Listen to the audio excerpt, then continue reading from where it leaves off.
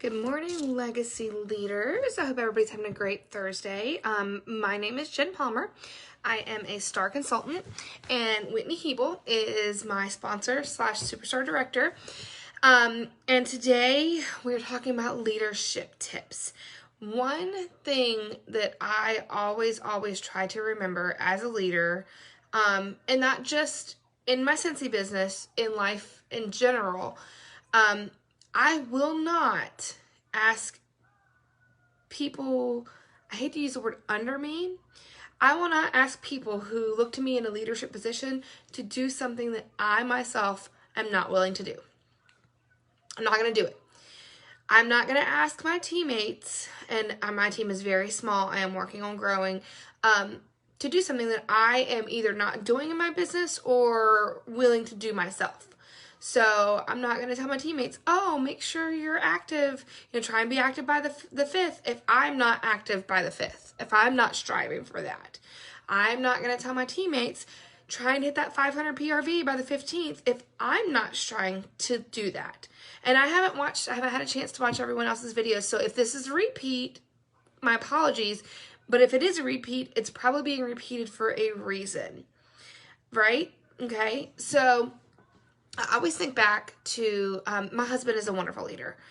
He's in the military. Hey Sylvia, but he didn't used to be in the military. He joined the military. The Navy is actually a second career for him, right? So when he was a civilian way back in the day, before we had kids, when we were newlyweds, he worked in hospital administration.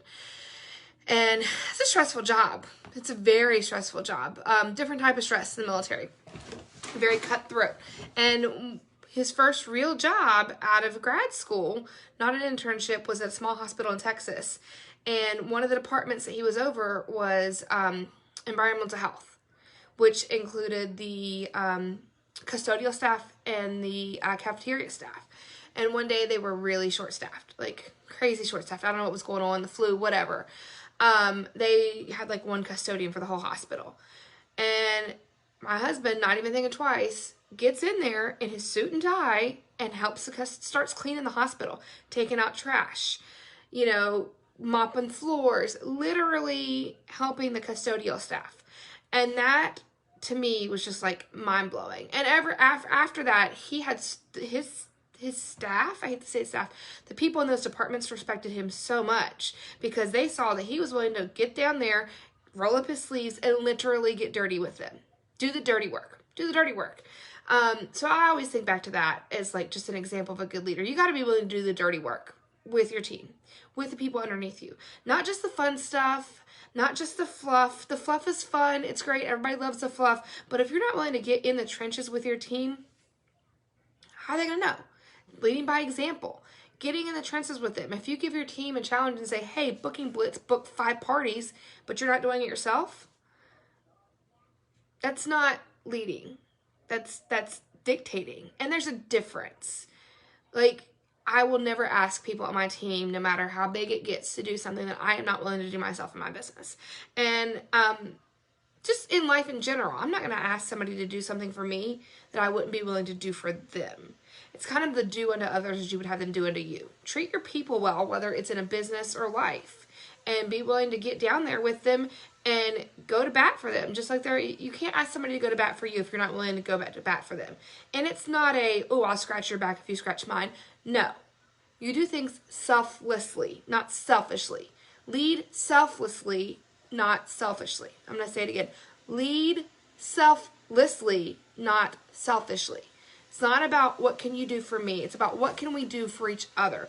How can we work together to make something great? Right?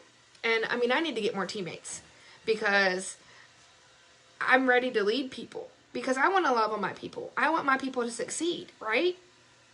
I feel like Matthew McConaughey. All right. I say it a lot. But yeah, like I'm not going to ask people to do something that I myself am not willing to do. And that's the point of it. It's pretty much the golden rule. Do unto others as you'd have them do unto you. And that pertains to leadership too. That pertains to every aspect of life. I'm not going to ask somebody to do something for me that I'm not willing to do for them. Lead a selfless life, not a selfish life.